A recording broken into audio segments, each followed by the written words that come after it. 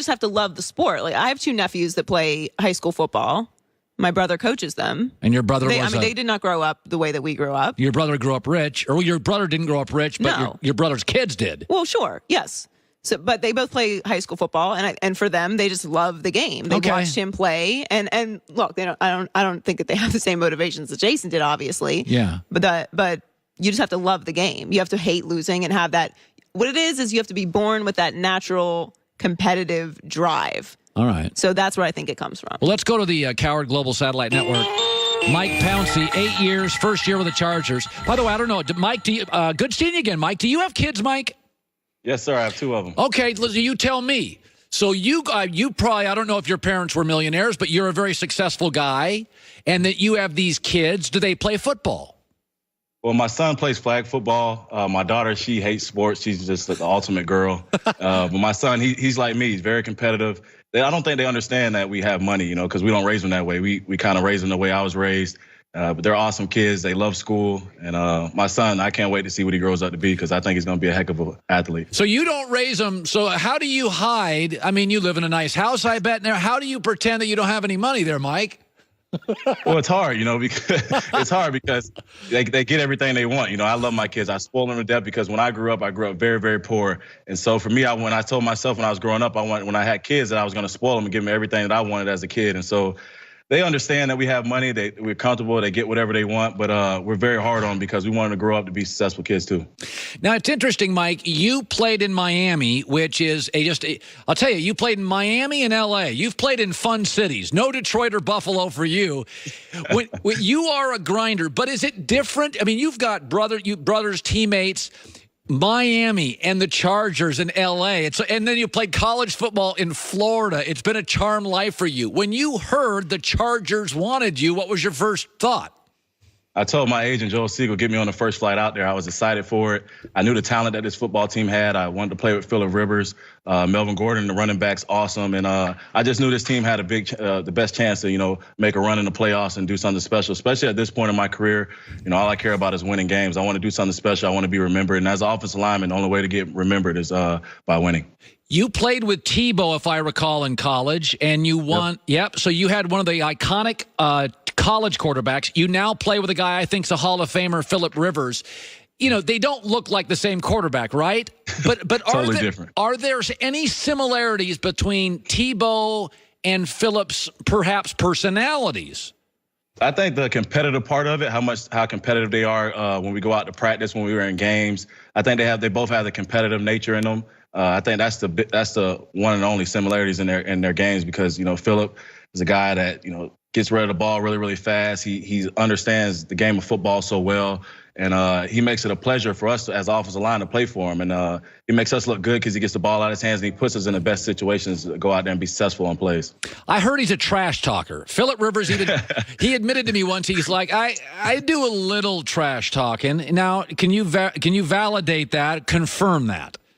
Oh, he talks a lot of trash. By the time he's calling a play, he's so out of breath because he's talking trash the whole time. But it gets us fired up because when he gets hit, he gets up, he talks trash to the guy that hits him. He's talking trash to the defensive coordinators, the guys on defense, and it's just awesome because, he's so into the football, into the game, that this what makes him so good of a player is that he's so competitive, and it keeps him going each and every play. Mike Pouncey, 8 years, multiple Pro Bowler, one of the top 2 or 3 centers in the NFL. It's a situation with the Chargers that they were in San Diego, they're in L.A., and now you're in kind of a soccer stadium thing. It is a weird NFL situation. Has it been different for you? Take me through the process of you change teams, you're in kind of a different stadium situation. You were in San Diego, it's now in L.A. Has it been odd? At first it was kind of odd because, our stadium's a little smaller than most NFL stadiums, but as a football team collectively, we've embraced it. We embraced that. Most of the times we're going to be at home, but it's going to feel like a away game. And I think when we have that edge as a football team, it makes us play better because we play awesome on road games, and for the most part, our home games are road games too. Mike, fans may not realize this. Quarterback's obviously audible, but the center. You call the signals for the line. And I've always known you as a big personality guy. So obviously you want a very smart dude playing center because you have to call the audibles. Now, when you have a quarterback like Phillip, who is a veteran quarterback, he's going to audible a lot more than a rookie or a young quarterback. Is it tougher to play with Phillip sometimes because he demands more of you? I think it's easier. I'll go up there and I'll make the mic point, but he comes up, he'll correct me. And whenever he audibles plays, he's the guy that's going to make all the points. But I think it's awesome for offensive line because we just go up there and we got to focus on, hey, who we're going to block on this play. And he sets the stage for us. And it's awesome because in the pass game is the biggest for us because he knows where the blitz is coming from. And so he sets the protection to the side that the blitz is coming from. And it makes it easier for him to get rid of the ball when he knows the pressure is coming. It makes it easier for us because we're not sliding away from the pressure, we're sliding into it.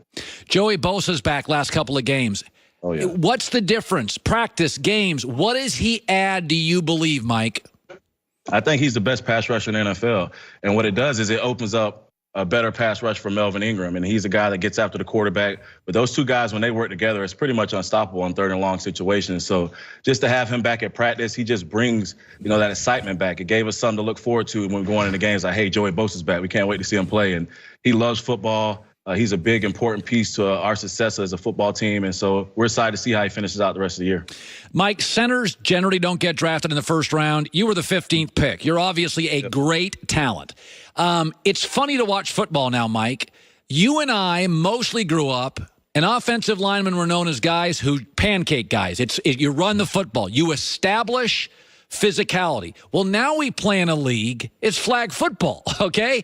So have you had to adapt your game? It is a more finesse game, it feels like. Yeah, I think so. Because, when I first came in the NFL, the game was a lot more physical. And whenever you used to drive guys to the ground and pancake them, it used to be a glorified block. But now if you do that, the refs throw a flag because they figure that it's holding because the game moves much more faster. There's more athletic defensive linemen. And so you kind of have to adjust because you got to play on your feet a lot more. You got to keep your hands inside because they're looking for it a lot more these days. But I enjoy it. I think the league's awesome. I think it's headed in the right direction. It's going to be around for a long time. By the way, you face your bro Marquise this Sunday, Chargers Steelers. Is that strange? I mean, it's amazing. Did you play at the same high school? Yes, we played same high school, same college. Okay, same high. God, that's incredible. Did you? When did you both know? Now, by the way, who was the better high school player? I say my brother's better in everything. He's my younger brother. What about in college? Were you a better college player? Well, we both had the same accolades. He started as a freshman at center or at right guard at Florida. And he started every year he was there. My freshman year, I didn't start the first 6-7 games. I moved over to defensive tackle, ended up starting the rest of the season. So our careers kind of played out a little different. But, we're here and we both, have had the same goals growing up. We're identical twins. I think my hardest year was whenever he left his junior year to go to the combine and go pro. I stayed back for my senior year, and that was the toughest year of our lives because it was the first time we were ever separated. Isn't that amazing? My mom was a twin. They talk about twins. And when you guys are in a room together, you can't stop laughing. You're very funny guys. I imagine it was a very funny. Was mom funny, dad funny, sisters funny? Because you guys together are like a comedy routine. Yeah, we have a really big family, and all of us are, really close knit. We love each other to death. We especially our sisters because growing up, our family's focus was me and my brother because we figured this was our way out of poverty, and so our sisters kind of took a step back, like, hey, let's. Let the boys do everything. And so we've always been appreciative of our sisters. We love them to death. And, they're part of the reason why we're here in the NFL this day. It's the sacrifice they took. Mike, it's great seeing you again. Congratulations. I appreciate you taking time out of your busy work schedule to come on our show. Thanks, bud. Thanks for having me. Thank you, guys. All right, Mike Pouncey, great player. A center picked 15th in the 1st round. That doesn't happen. That doesn't happen a lot. Didn't the kid for the Cowboys get picked? Was he a 1st rounder? End of the 1st. Yeah, I mean, you when you get picked, that's when you knew Quentin Nelson, the Colts guard, was good. When you pick a guard in the top 5 picks in the NFL, you're good. By the way, Quentin Nelson is as good as any guard right now in the NFL. Certainly the best rookie offensive lineman.